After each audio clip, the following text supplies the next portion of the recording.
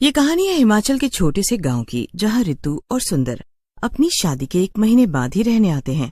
ऋतु और सुंदर जिस घर में रहने आते हैं वो घर सुंदर के दादाजी का था और सुंदर के दादाजी की इच्छा थी कि शादी के बाद सुंदर अपने परिवार के साथ उसी घर में रहे। यहाँ का कितना सुहाना मौसम है ना, चारों तरफ हरियाली ही हरियाली। मुझे तो बहुत अच्छा लग रहा है यहाँ आकर।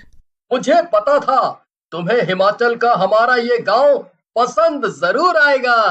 आखिर यहाँ हम दोनों के रहने की इच्छा भी तो दादाजी ने जताई थी। सुंदर और ऋतु दोनों ही गांव में लोगों से कुछ ही दिनों में घुल मिल जाते हैं। उन्हें गांव में आए हुए अभी 1 सप्ताह भी नहीं हुआ था, तभी एक रोज देर रात ऋतु के कानों में किसी के रोने की आवाज आती है। अरे ये आवाज कैसी? इतनी रात गए कौन रो रहा है? सुनिए ना, सुनिए, देखिए किसी के रोने की आवाज आ रही है। क्या तुम भी इतनी रात में मुझे परेशान कर रही हो? तुमने जरूर कोई सपना देखा होगा। सुंदर अपनी पत्नी ऋतु को इतना कहता ही है कि तभी सुंदर को भी वही आवाज सुनाई देती है और सुंदर अपनी पत्नी को हैरानी से देखने लगता है। देखा, मेरा सपना सच हो गया ना। सुनिए, आप बाहर मत जाइएगा। और अगर कोई मुसीबत में हुआ तो? हम उनकी क्या ही मदद कर सकते हैं, हम तो यहाँ नए हैं, बाकी गांव वाले हैं ना। हमें अभी सो जाना चाहिए। अब अगली सुबह सुंदर गांव के हरिकिशन काका से कहता है, काका एक बात बताओ, कल रात मैंने और आपकी बहू ने किसी के रोने की आवाज सुनी।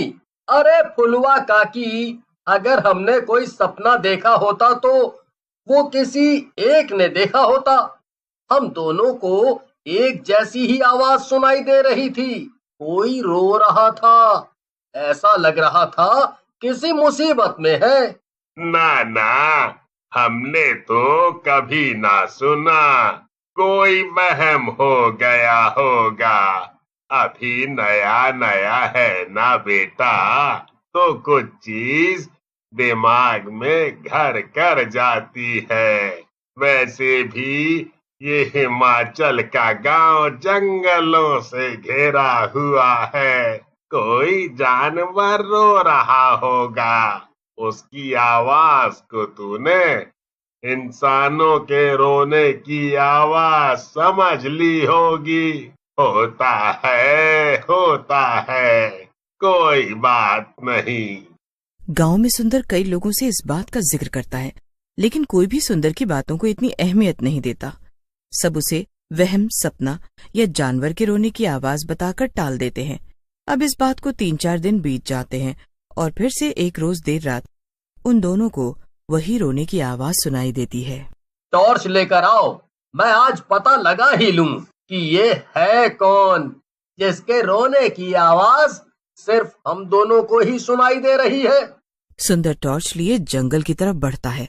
तभी उसे कुछ दूर जाने के बाद एक पेड़ के पास एक लड़की बैठी हुई रोती नजर आती है।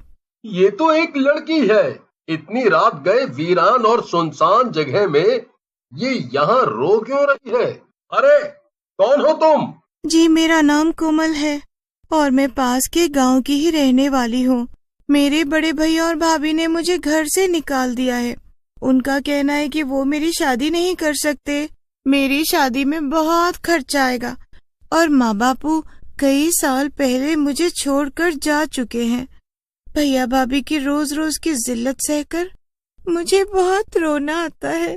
अच्छा कोई बात नहीं, तुम मेरे साथ मेरे घर चलो। मैं तुम्हारी कोई मदद कर पाऊं तो जरूर करूंगा। ऋतु जब सुंदर को एक लड़की के साथ आता देखती है तो उसका गुस्सा 7वें आसमान पर पहुंच जाता है। अरे रुकिए जरा, आप इस लड़की को घर में लेकर कहाँ आ रहे हैं? कौन है ये और इसे आप यहाँ क्यों लेकर आए हैं? अब सुंदर ऋतु को सारी कहानी बताता है, लेकिन ऋतु अब भी गुस्सा थी। तभी वो लड़की ऋतु को गुस्से में देखकर कहती है, जी अगर आप लोगों को यहाँ मेरे रहने से दिक्कत है तो मैं चली जाती हूँ। मैं किसी पर बोझ नहीं बनना चाहती। इतना कहने के बाद वो लड़की जाने लगती है, लेकिन तभी सुंदर उस लड़की को रोकते हुए कहता है, रुको बहन, तुम मेरी बहन जैसी हो और एक भाई अपनी बहन के लिए इतना तो कर सकता है कि उसे हर मुसीबत से बचाए।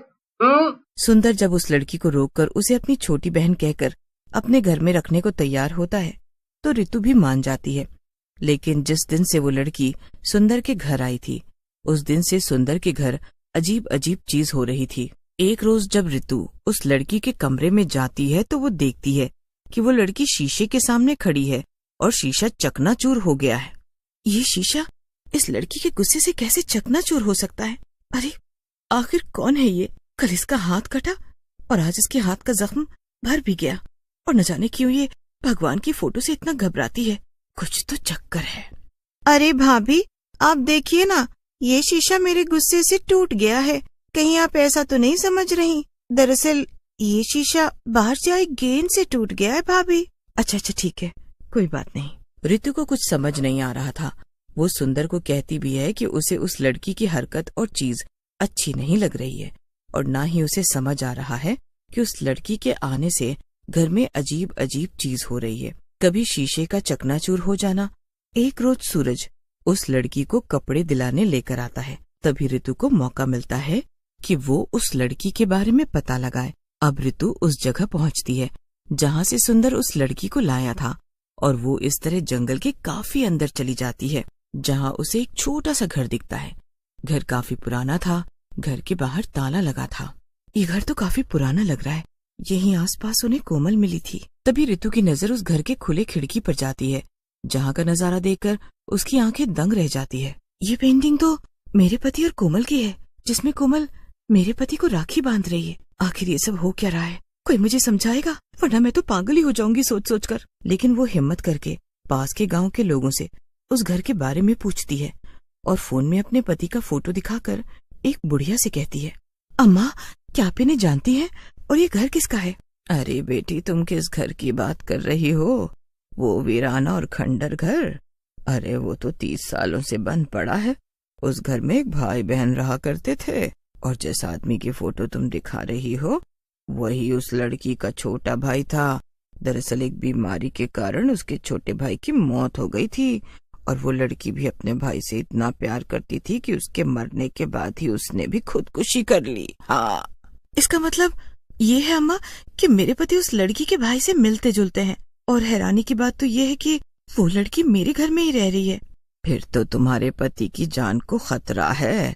वो अपने भाई से बहुत प्यार करती थी और उसे वो वापस पाना चाहती है। तुम्हारा पति उसके भाई की तरह दिखता है, और हो सके तो वो उसे मारकर अपने साथ ले जाने आई है। नहीं नहीं, बिल्कुल नहीं, मैं अपने पति को उसके साथ कतई नहीं जाने दूंगी। ऋतु के सामने सच्चाई आ खड़ी थी। वो बहुत डर जाती है जब उसे उस लड़की की सच्चाई का पता चलता है। लेकिन ऋतु घर पहुंचती है, और ऋतु के घर पहुंचते ही उसका सामना उस लड़की से होता है। आ गई मेरे बारे में पता करके? तू मेरे पति को मुझसे नहीं छीन सकती। तेरा सर्वनाश आज मैं करके रहूंगी।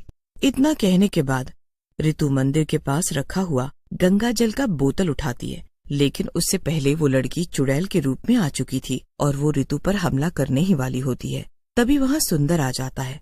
सुंदर कुछ भी समझ पाता उससे पहले वो अपने गले में लटके माता रानी के लॉकेट को अपनी पत्नी के गले में फेंक देता है। अब लॉकेट ऋतु के गले में आते ही उस लॉकेट से तेज रोशनी निकलती है, जिसे वो चुड़ैल सहन नहीं कर पा रही थी और जलकर भस्म हो रही थी। तभी सुंदर जल्दी से अपनी पत्नी के हाथों से गंगा जल का बोतल लेकर उस चुड़ैल पर गंगा जल छिड़क देता है। आप जाओ यहाँ से, ये आपको मारने आई है। आप इसके भाई की तरह दिखते हो, इसीलिए ये आपको मारकर अपने साथ ले जाने आई है, और मैं ऐसा बिल्कुल भी नहीं होने दूंगी। मैं तेरे बिना नहीं रह सकती मेरे भाई। देखते ही देखते चुड़ैल भस्म हो चुकी थी। आप ठीक तो है ना? हमें यहाँ नहीं रहना चाहिए, हमें शहर चले जाना चाहिए। मैं आपको खोना नहीं चाहती सुंदर। ऋतु भी अपने पति को अपने सामने देखकर भावुक थी, वरना तो उसे एक पल में ऐसा लगा था कि वो अपने पति को खो देगी। लेकिन देर से ही सही उसने अपने पति की जान उस चुड़ैल से बचा ली, जो उसे अपना भाई समझकर उसे अपने साथ ले जाने आई थी, अपने लोक यानी मृत्यु लोक। लेकिन ऋतु को जब सारी बातें पता चलती है तो वो अपने पति को बचाने के लिए अपनी जान की परवाह नहीं करती।